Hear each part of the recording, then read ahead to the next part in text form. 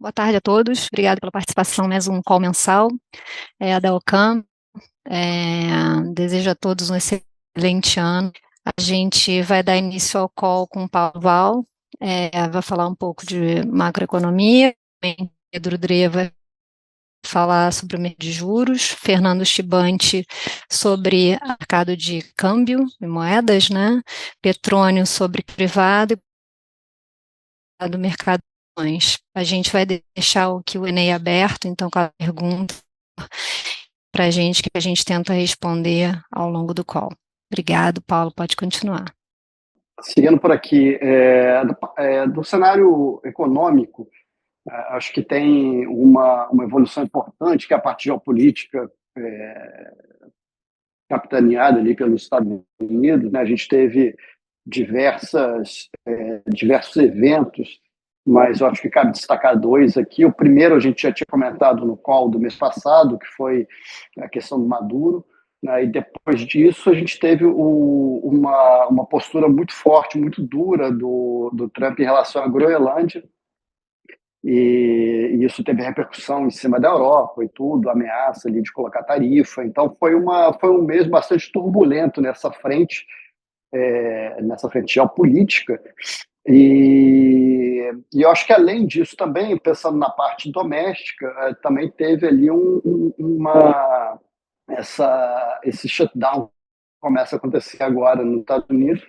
Em princípio, não deve ser um movimento prolongado, mas, enfim, a gente sabe como esses eventos começam, mas não sabe exatamente como eles se resolvem. Então, uma coisa que vale a pena ficar também atento, né? Mas certamente teve ali um impacto ali em cima de incerteza, em cima de preço de ativo, né? E isso até se contrapondo um pouco ao cenário puramente econômico, que é um cenário positivo, assim, um cenário que a atividade continua relativamente bem, teve dados bons de emprego, né? E até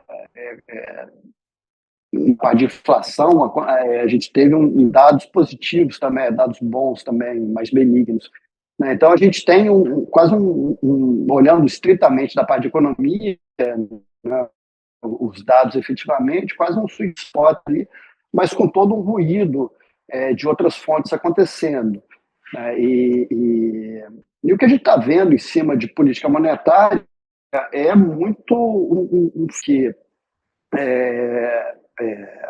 não tem uma urgência para atuar. A gente teve a confirmação da pausa no ciclo de afrouxamento, né? O Powell se mostrou ali em alguns momentos ali bem tranquilo com isso, falando que talvez a taxa esteja um pouquinho restritiva, mas que não tem ali uma grande restrição nas taxas atualmente ali, né? Então, assim, não sinalizando uma urgência de fazer qualquer coisa, né? Acho que tem, claro, ali uma certa postura, um certo viés ali de algum momento eles tentarem retomar, mas não parece que é uma coisa iminente, uma coisa que eles sintam uma necessidade é, urgente de fazer, né? Na verdade, agora parece que o Fed realmente entra numa postura mais cautelosa, mais dependente dos dados, análise ali do cenário e análise de balanço de riscos também, principalmente na parte de inflação barra atividade, né? Acho que a atividade dá um certo conforto para isso. E para fechar essa parte externa, também ainda falando de Estados Unidos, acho que tem um evento importante ali, que foi a indicação do Warsh como novo presidente do Fed, né? Isso, entre os nomes que estavam sendo cotados, né? Acho que certamente foi uma escolha boa ali, é uma coisa que tira ruído, dá uma certa estabilidade ali em cima do cenário.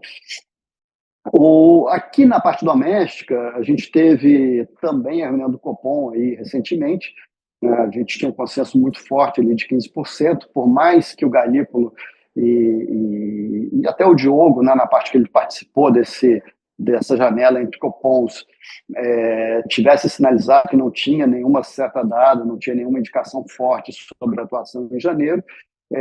Eu acho que corretamente os agentes perceberam ali que, pelo contexto, pela dinâmica ali que estava que estava sendo colocada dos dados do cenário, janeiro seria um cupom de estabilidade, foi o que aconteceu, mas teve uma surpresa que foi o Banco Central já sinalizar que o cenário base dele é que ele começa a cortar a Selic na reunião de março, né? Isso, claro, condicionar os dados, ele bota isso na comunicação. Amanhã a gente vai ter a ata para ter um pouco mais de cor sobre isso, mas, de certa forma, é o que já se inferia das projeções, né? Quando a gente pega o que ele estava colocando de modelo e tudo, já parecia que o cenário mais provável seria um início ali da flexibilização em março, né? Isso é auxiliado, de certa forma, também pelos dados correntes de inflação. A inflação corrente, para essa época do ano, ela continua vindo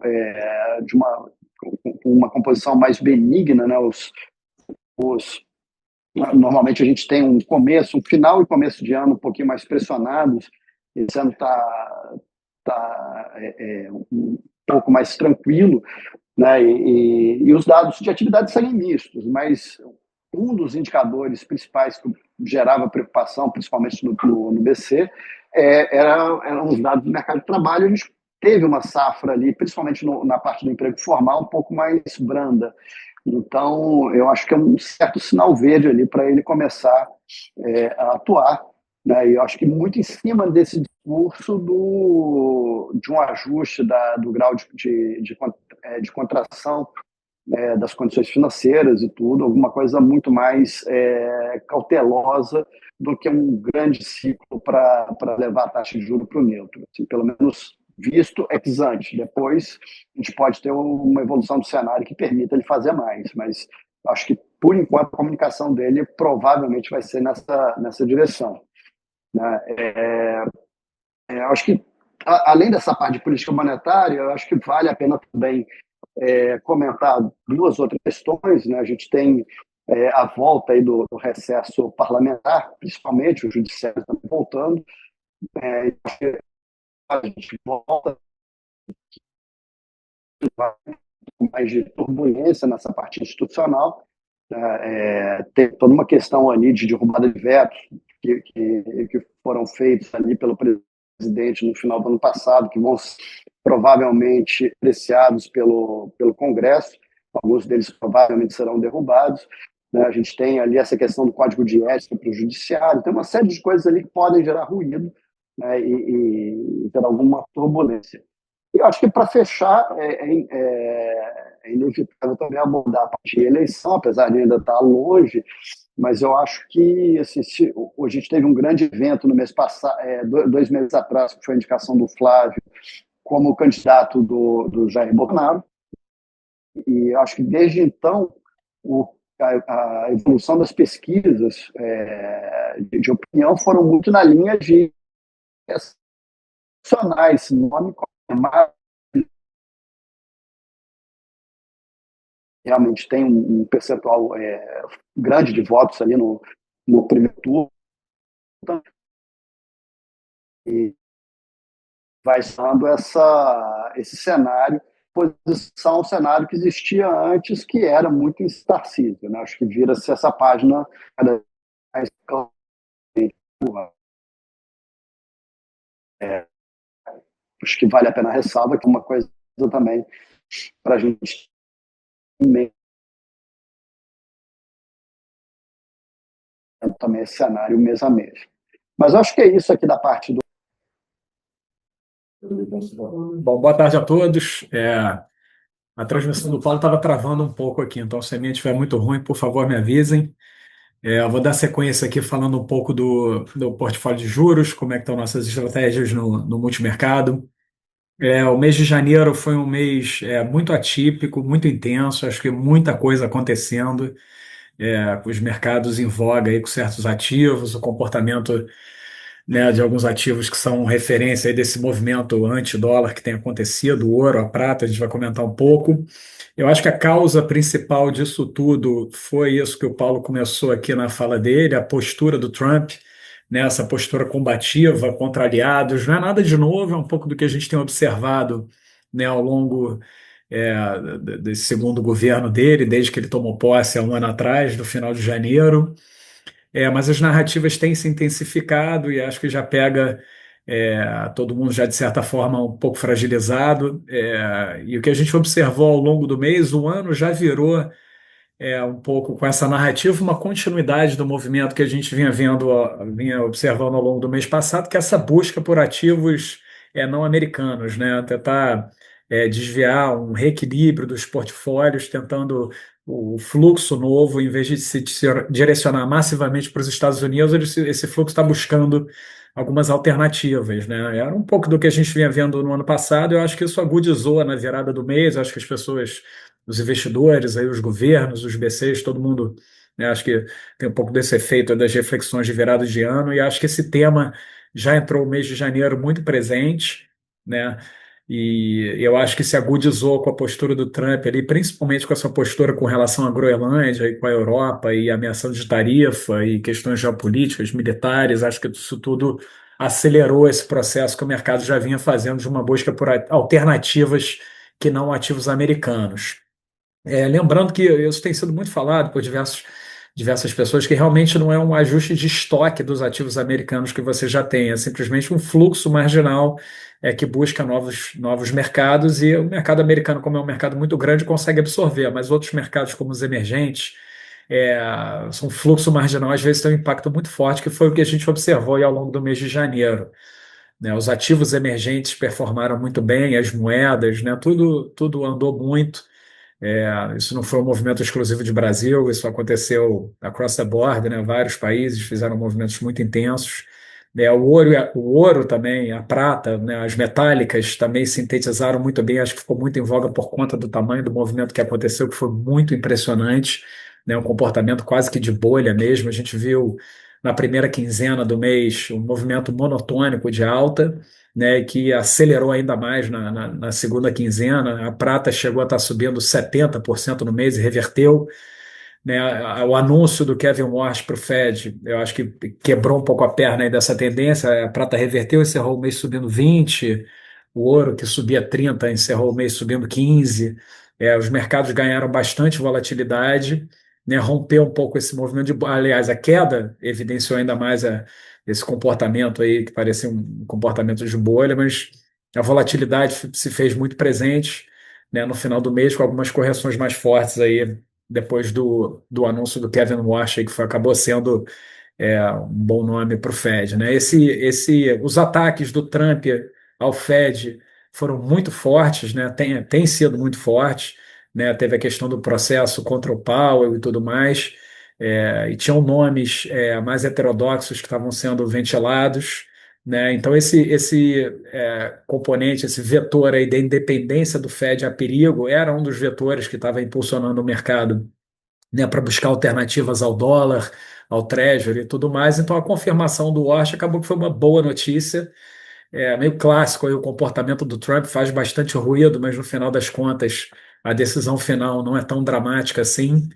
Mas esse comportamento errático e combativo dele tem sido muito determinante. A gente acha que esse negócio continua, apesar de ser muito imprevisível, mas é um pouco o perfil dele. É difícil você equilibrar isso com a queda de popularidade dele, que está muito forte. Como é que ele vai navegar isso até as midterm elections ali, que acontecem em novembro desse ano, ainda estão muito distantes. Ele vai fazer alguma coisa para tentar reverter essa popularidade, certamente, mas vamos ver como é que ele vai conduzir essa agenda. Mas fato é que essa postura, então, tem sido muito determinante, foi determinante para o comportamento dos ativos ao longo desse mês passado de janeiro. O anúncio do ASP também foi muito importante, acho que reverteu um pouco, quebrou um pouco essa tendência, é isso que a gente tem observado aí nos últimos dias. É, no portfólio internacional, o que a gente fez recentemente, tem gostado, que acho que captura um pouco essa continuidade, é uma posição tomada no juro longo da curva americana, nas taxas de 30 anos. É, Essa postura do Trump, acho que é mais um vetor nessa direção. A gente já vem falando aqui há muitos meses sobre essa tendência altista das curvas longas de juros em diversas regiões, não só nos Estados Unidos. Eu acho que isso é reflexo desse mundo pós-pandemia, onde as políticas fiscais permanecem frouxas, apesar do retorno da atividade econômica.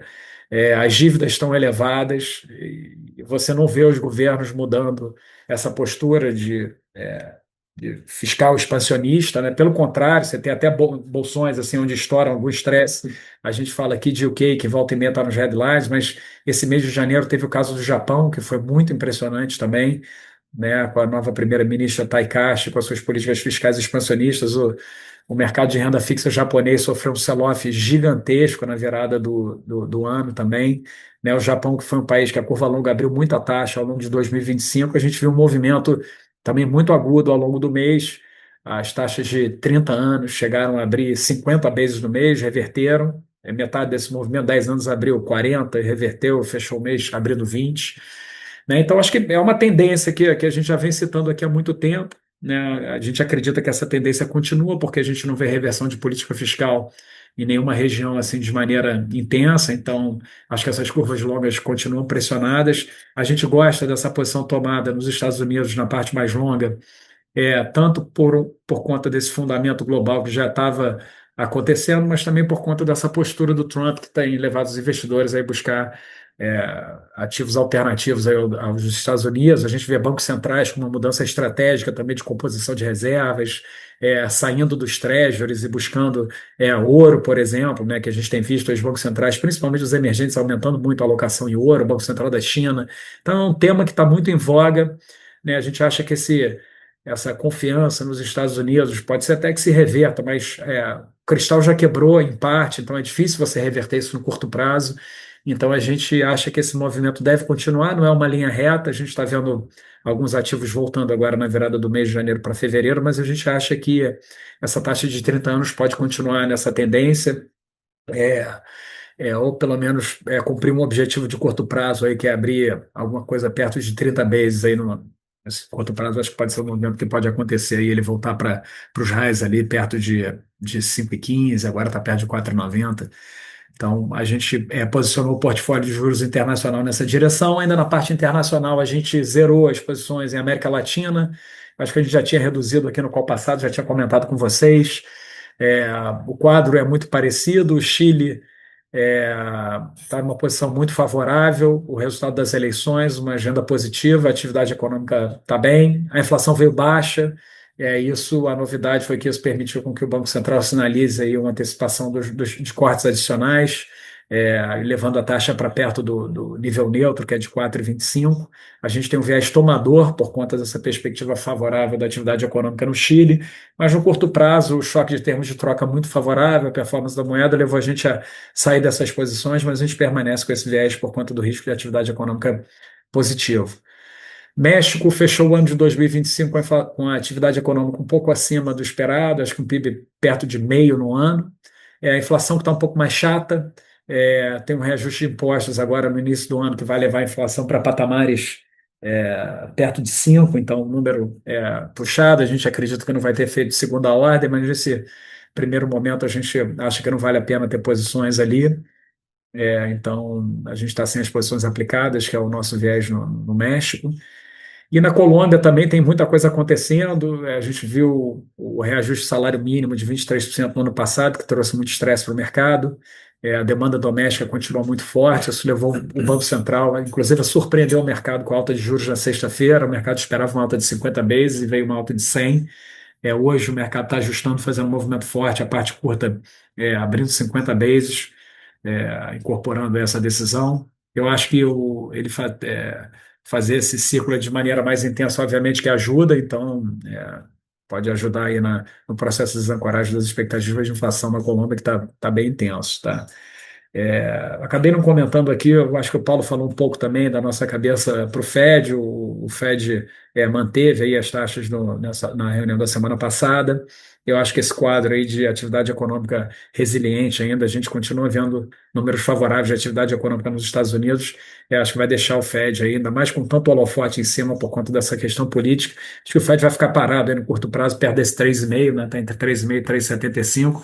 Isso, inclusive, acho que é uma força que ajuda aí nessas posições tomadas na curva longa nos Estados Unidos. Tá? Então, na parte internacional é isso. Indo para o Brasil, Na questão da política monetária, do mercado de juros, a gente é, qualifica aí essa evolução recente como favorável. Como o Paulo falou, a atividade econômica tem dado sinais mistos. A gente viu um CAGED mais fraco agora de dezembro, que animou um pouco o mercado. A performance do câmbio, obviamente, que ajuda. Mas o mais importante de tudo foi a comunicação do Banco Central nesse Copom de janeiro. Acho que essa é a coisa mais importante que sintetiza bem. O Banco Central finalmente se comprometeu com o ciclo de corte de juros, se as coisas evoluírem conforme o cenário base do Banco Central. Mas isso é uma mudança muito forte, porque isso, o Banco Central ele fez um compromisso com o corte de juros, né? E o Banco Central, aí, na liderança do Galípolo, ele tem tido um apego grande à comunicação, então acho que para ele ter dito isso é porque ele está realmente confortável. Eu acho que a inflação recente tem ajudado muito, tem sido muito benéfica. A gente viu o IPCA 15 é, 0,20 e pouco, se eu não me engano, em janeiro, mas você ter o IPCA de 0,20 em janeiro é uma coisa muito boa, muito atípico, então a inflação corrente está vindo muito boa. Obviamente isso não é tudo, é retrovisor, mas eu acho que ajuda bastante. A gente tem visto aí revisões para baixo, a gente mesmo tem revisado para baixo o IPCA de 2026. Inclusive hoje o Focus para 2026 pela primeira vez furou aí o piso de 4%, mudou o prefixo para 3,99. A batalha aqui é dura ainda, a gente falou isso no call passado, acho que não vai ser fácil para o BC fazer a convergência, mas o BC acho que está conduzindo de maneira positiva, porque ele está falando que vai só retirar o excesso do aperto da política monetária, né? Ele falou em serenidade, eu acho que vai ser importante essa ata de amanhã para ele tentar qualificar o que é essa serenidade quanto ao ritmo e à magnitude do ciclo. Mas a gente ganhou um pouco mais de confiança nas posições aplicadas por causa desse compromisso com a queda. É, porque uma vez que o Banco Central começa a cortar o juro, eu acho que a curva fica um pouco mais defendida do que quando ele ainda nem sinaliza que vai iniciar o ciclo, né? Porque você pega um momento recente ali como o mês de dezembro, que teve um sell-off grande por conta do dia do anúncio do Flávio, o câmbio andou bastante, o pré-estressou, né? O mercado poderia questionar se o Banco Central vai conseguir a janela de cortar o juro ou não. Eu acho que essa página está ficando virada, porque a janela está aí, e o Banco Central já se comprometeu. Então, eu realmente acredito que ele vai começar com a taxa de 15, essa percepção no mercado de que 15 é muito alto, apesar dos dados não evidenciarem muito isso. Eu acho que ele pode começar com 50 bases, o mercado já tem uma terminal um pouco acima de 12%, ou seja, quase 300 bases. Eu acho que é justo para esse momento do tempo, mas a assimetria agora fica mais clara, porque o Banco Central vai começar a cortar, então acho que isso quepeia um pouco o estresse do juro. É, e então acho que isso que limita um pouco e você fica com a simetria de algum número de atividades mais fraco, né? Se finalmente se concretizar o cenário de uma desaceleração de atividade econômica, eu acho que o mercado acelera aí, o ciclo embutido na curva. Então a gente está um pouco mais animado com essas posições aplicadas, a gente aumentou aqui marginalmente as posições. É, a gente ainda fica um pouco receoso aí com a abertura de juros lá fora, com a questão eleitoral, quando é que ela vai realmente fazer preço, porque a gente acredita que não está fazendo muito preço ainda. Então, tem algumas pontas em aberto, mas do ponto de vista de política monetária, inflação corrente, comportamento do Banco Central, isso tudo evoluiu de maneira favorável. Surgiu um ruído recente com um novo nome para a diretoria para substituir o Diogo. É, os nomes ainda estão, acho que tem muito balão de ensaio acontecendo. Acho que a gente não tem clareza ainda de quem vai ser, então eu acho que isso é um ponto sensível para a gente observar, dependendo da indicação, se for algum nome mais alinhado com o governo, com o lado político da Fazenda e tudo mais. Acho que isso pode ter um capítulo ruim, mas vamos aguardar. Ainda não está claro ainda quem vai ser, mas é um capítulo aí, um ponto a ser observado. Então acho que é isso aqui do meu lado. Vou passar para o Chibante para falar de moedas. Boa tarde a todos. Janeiro acho que seguiu o padrão aí que a gente já vem observando já há algum tempo.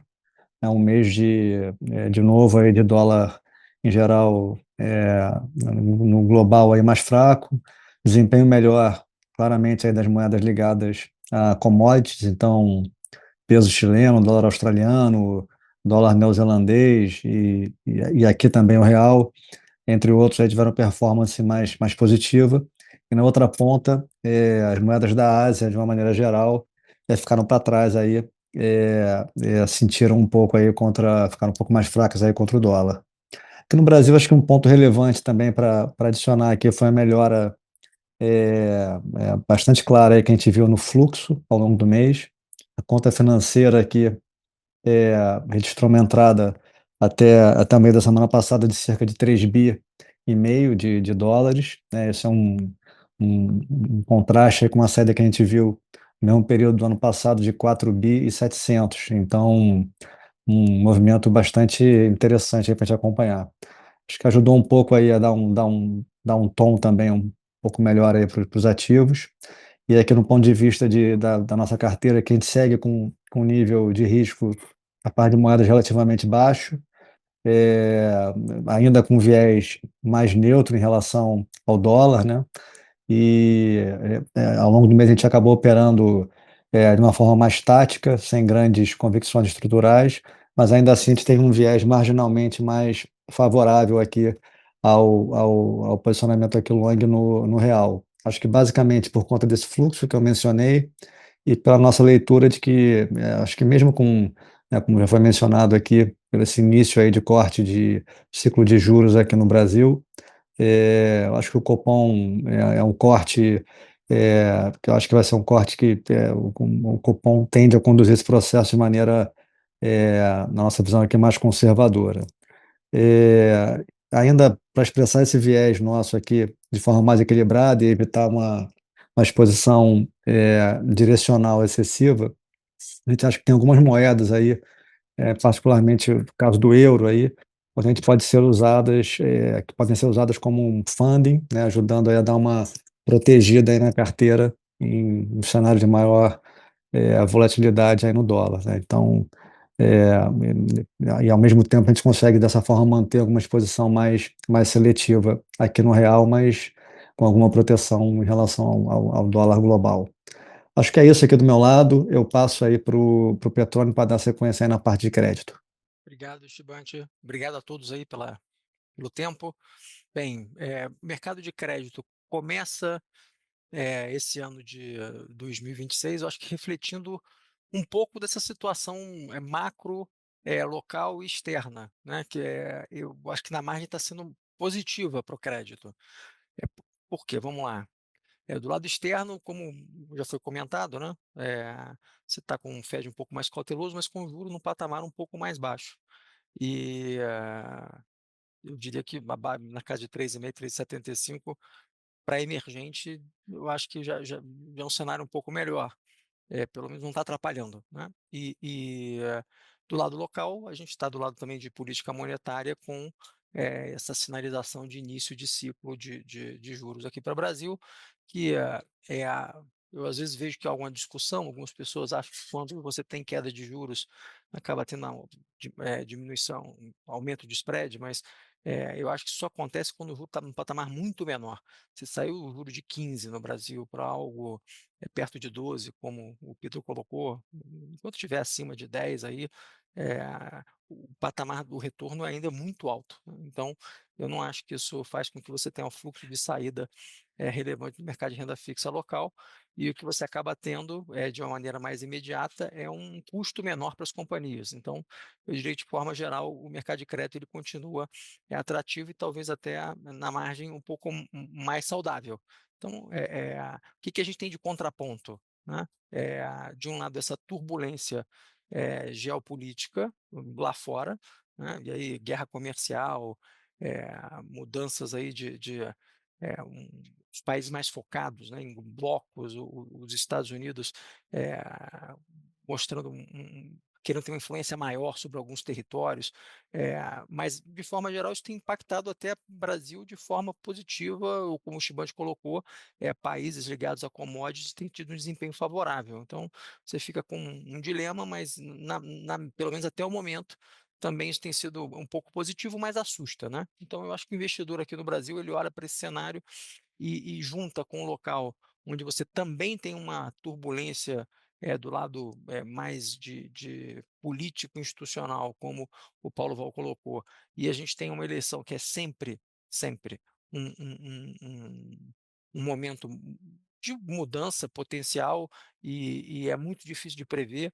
E tem consequência para o mercado, né? Então, isso vai fazer com que as pessoas tenham, no fundo, uma vontade, talvez, de tomar um pouco mais de risco por conta do ambiente, desse cenário macro na margem um pouco mais favorável, mas, do outro lado, vão ter muito receio por conta dessas incertezas envolvidas, e eu acho que, nesse cenário, a renda fixa barra crédito continuam sendo um destino natural de grande parte dos recursos. Foi mais ou menos o que a gente falou ali na virada de dezembro, e eu acho que é o que se materializou no mês de janeiro. Então, esse mês de janeiro mostra uma força bastante grande do mercado de crédito, eh, com um apetite maior, destacaria talvez assim na margem um apetite a risco maior também, alguns papéis com um pouco mais de spread fecharam um pouco mais, né, e os papéis incentivados, eu acho que talvez tenha sido o destaque de desempenho, né, eles devolveram a correção de preço que aconteceu nos últimos, ali, novembro do ano passado, dezembro ficou um pouco mais de lado, mas você teve uma correção ali, outubro, novembro, que agora voltou, o mercado está basicamente nos lows, né?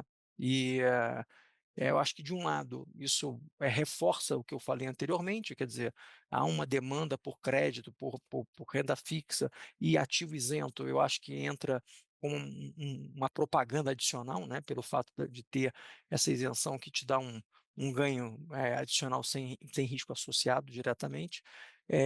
Mas eu queria chamar a atenção um pouco dos riscos que a gente tem no mercado de crédito hoje, né? De um lado, eu vejo onde é que estão as cascas de banana.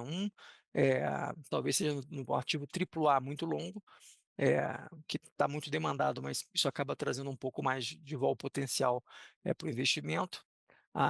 O segundo é você pegar o desempenho histórico e replicar para frente, né? Então, você imaginar que os fundos, por exemplo, de infraestrutura vão ter desempenhos aí na casa de 200% do CDI no mês de janeiro, não é razoável se imaginar que esse desempenho vai ser replicado em fevereiro, março, abril, quer dizer, não dá para ter esse tipo de retorno no ano inteiro. Então, a gente deve ter retornos mais modestos, né? Mais perto aí do CDI, com um nível de vol um pouco maior. Eu acho que são bons retornos, mas essa visão de que você olha o passado e replica para frente, eu acho que isso é um risco tem que alertar, né, ao investidor que não é esse comportamento não é o esperado.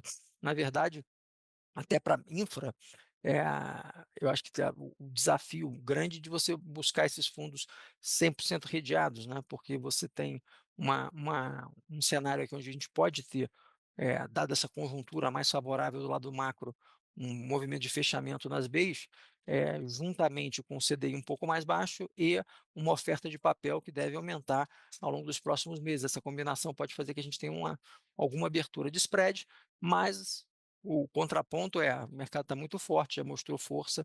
Eu acho que esse mês de janeiro é a demonstração que o mercado de isento de renda fixa é um mercado forte, que tem muita procura, e eu só acho que a gente tem que conviver com vol um pouco mais elevada e ter na cabeça que o desempenho do mês passado ele não é um desempenho replicável, assim como quando você teve um mês ruim também para trás, né?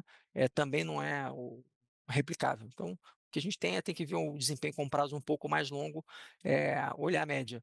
E o terceiro ponto que eu acho importante para o mercado tomar cuidado,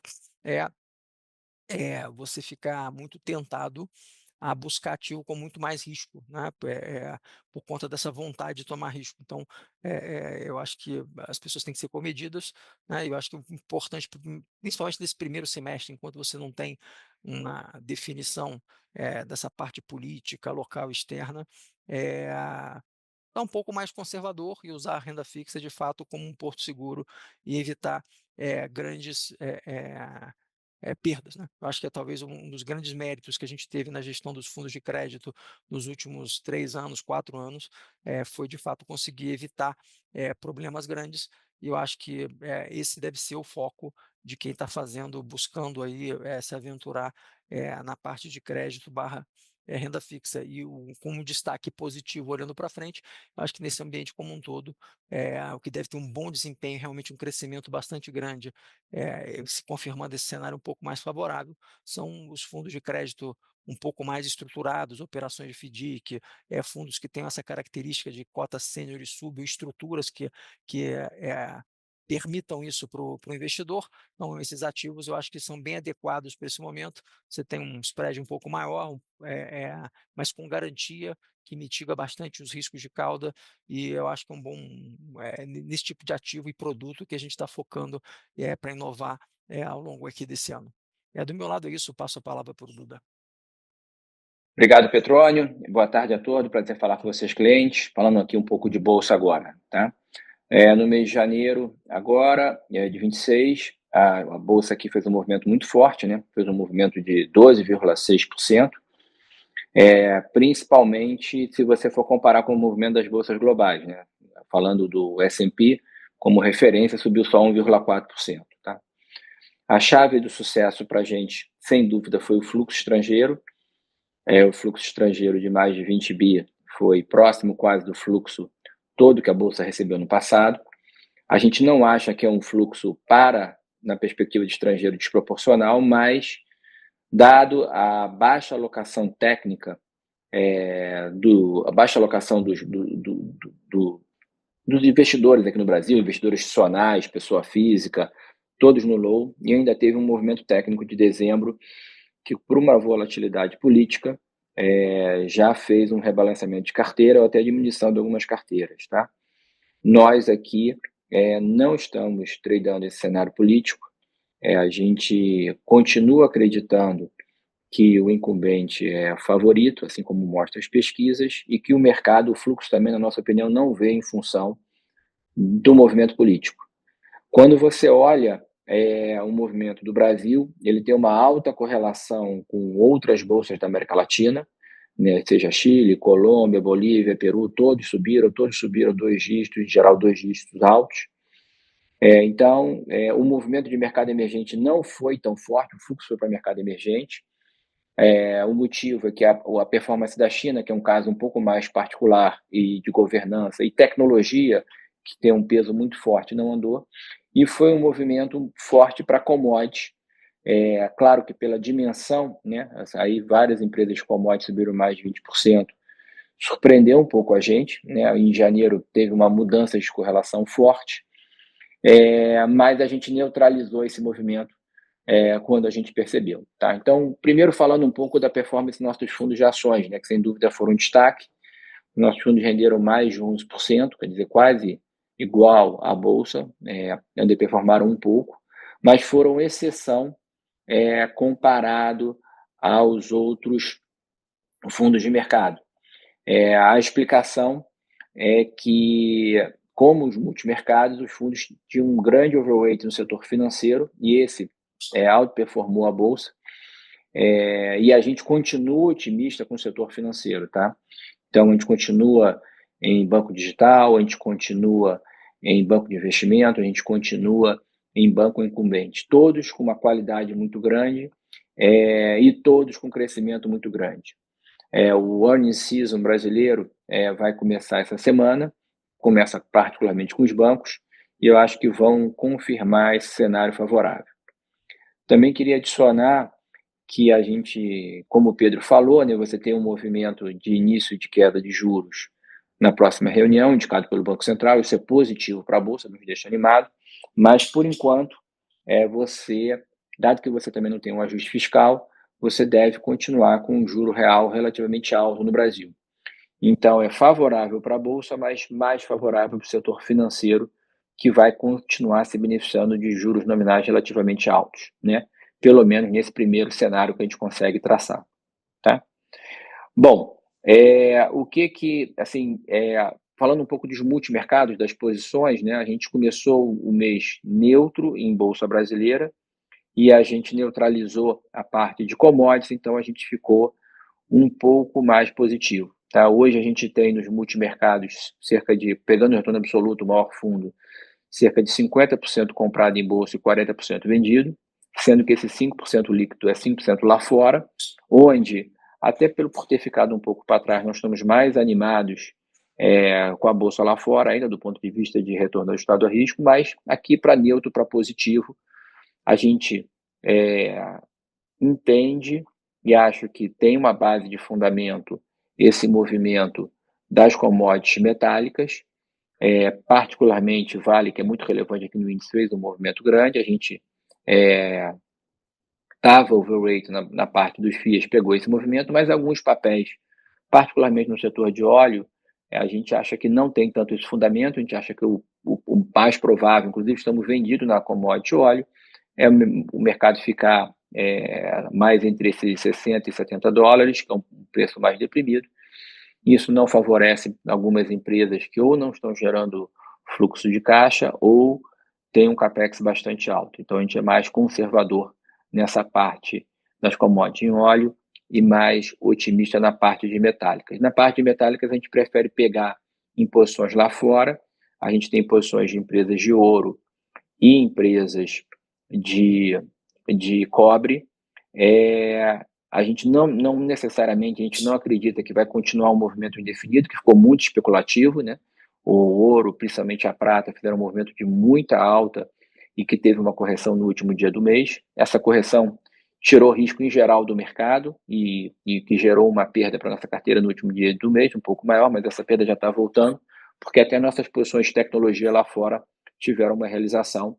E eu acho que não é o fundamento, e acho que isso está corroborando isso um pouco mais agora. Então, no Brasil, tem o benefício do fluxo, tem o case de commodity, tem o case do corte de juros, que a princípio a gente não pode dizer que é uma magnitude muito grande, mas vamos acompanhando mês a mês, ponto a ponto, acho que dependente dos dados.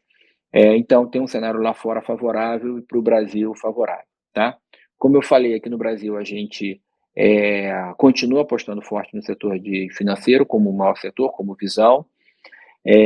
Também teve uma realização um pouco em alguns ativos nossos de consumo, a gente ajustou um pouco a posição, mas continuamos acreditando, particularmente no setor de saúde, particularmente setor de consumo de empresas com alto crescimento, que estão crescendo mais de 20%, 30%, então eu acho que vai ser um compounder forte.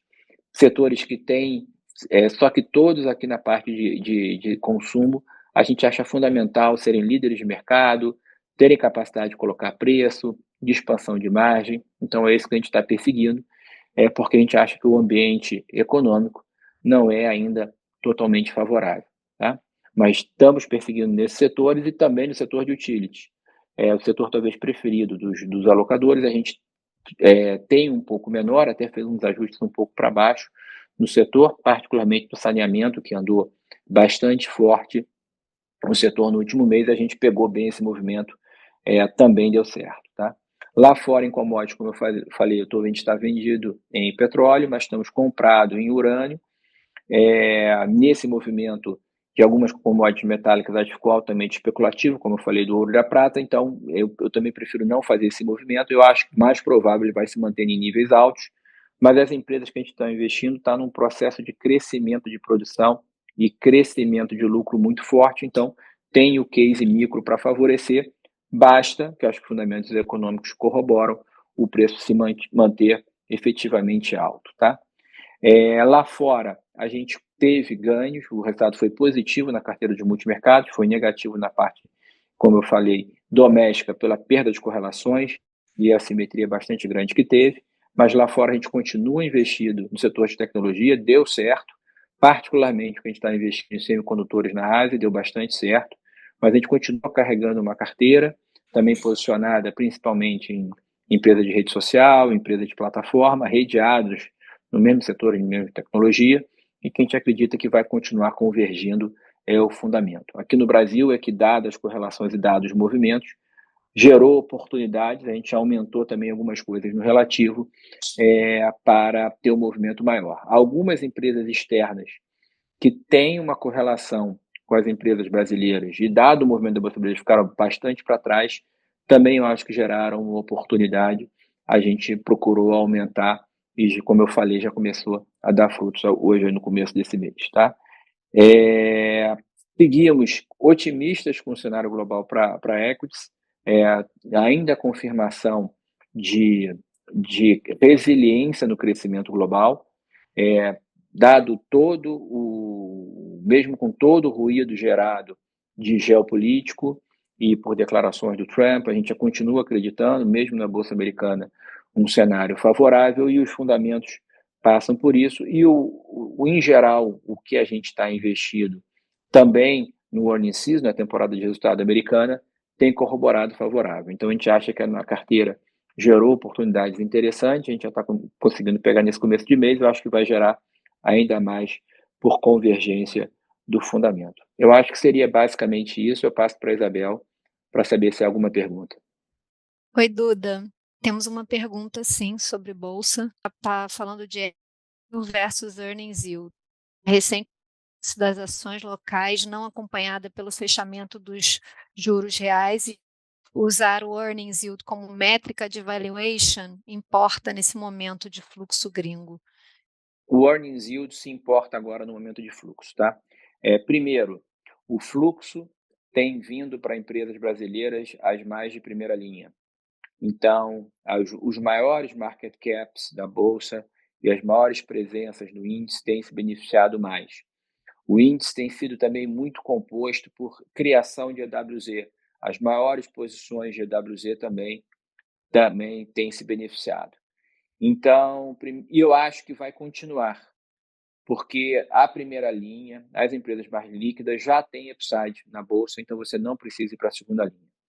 Segundo, o earnings yield importa, mas ressalvo o tema do primeiro que você falou, que eu falei, né, que o fluxo tem vindo para a primeira linha. Então, empresas, por exemplo, que a gente gosta dentro do setor de óleo, por exemplo, a PetroRio, que a gente gosta, mas a gente respeita e entende que o fluxo também tenha vindo para a Petrobras, que não tem um earnings yield forte esse ano, mas tem um pagamento de dividendo respeitável, na média um pouco hoje em dia da Bolsa, já foi maior, dado que ela recebe de fluxo. Tá? Então, eu acho que a gente entende esse movimento. O que eu acho que é importante é um equilíbrio, uma consistência que você consegue encontrar na Bolsa hoje.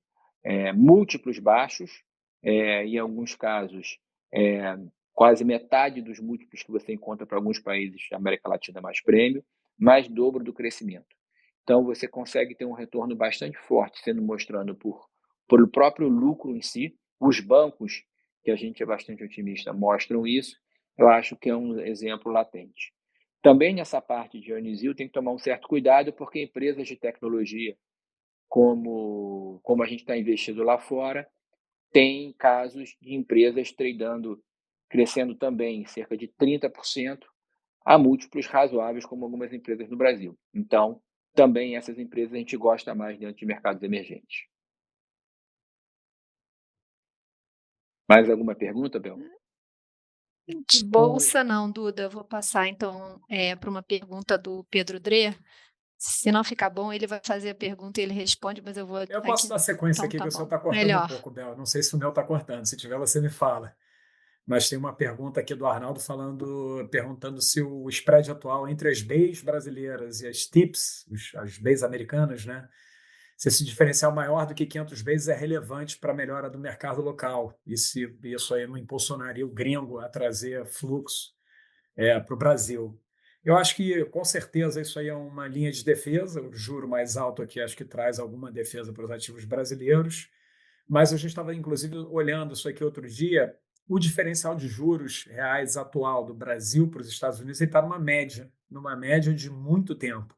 Então, ele não está num preço que salta aos olhos que justificaria um diferencial para estar redirecionando o fluxo de estrangeiro para cá. Eu acho que o trigger é tudo que foi dito aqui no call já, é muito essa questão geopolítica e essa postura combativa do Trump, com diversas linhas de ameaça em todas as frentes possíveis, que eu acho que está levando a esse redirecionamento do fluxo marginal. Né? Lembrando que é um pouco isso, é o dinheiro novo que está chegando, que está sendo redirecionado para alternativas diferentes dos Estados Unidos, que era o que a gente estava acostumado a ver aí do pós-pandemia, era os Estados Unidos funcionando como um atrator muito grande por conta da resiliência, da força da atividade econômica, da institucionalidade e tudo mais. Isso funcionou muito bem para os ativos americanos, a performance das empresas, a questão da tecnologia está muito focada em empresas americanas. Isso foi um atrator muito grande, só que na margem, essa postura do Trump está transmitindo uma insegurança muito grande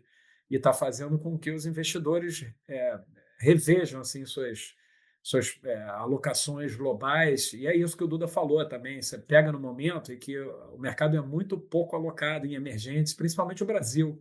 O Brasil, há muitos anos, que está meio fora do radar dos investidores grandes assim. Então, a pequena parcela que aumenta já tem um efeito muito grande, como a gente viu aí, essa performance recente aí ao longo do mês. Então, a gente acha que o vetor que está trazendo dinheiro para cá não é o diferencial de juros, acho que isso ajuda, mas acho que o principal mesmo é essa parte geopolítica. Acho que enquanto isso continuar e a gente não atrapalhar muito, acho que a gente vai continuar se beneficiando aí desse ambiente internacional. Então, acho que é isso. As perguntas aqui se encerraram. Bel, você quer fazer as considerações finais aí? Nós já podemos encerrar. Acho que é isso mesmo. Todos pela presença e com vocês no mês que vem. Obrigada. Boa tarde, bom mês a todos. Obrigado, pessoal. Bom mês aí. Obrigado a todos. Bom mês.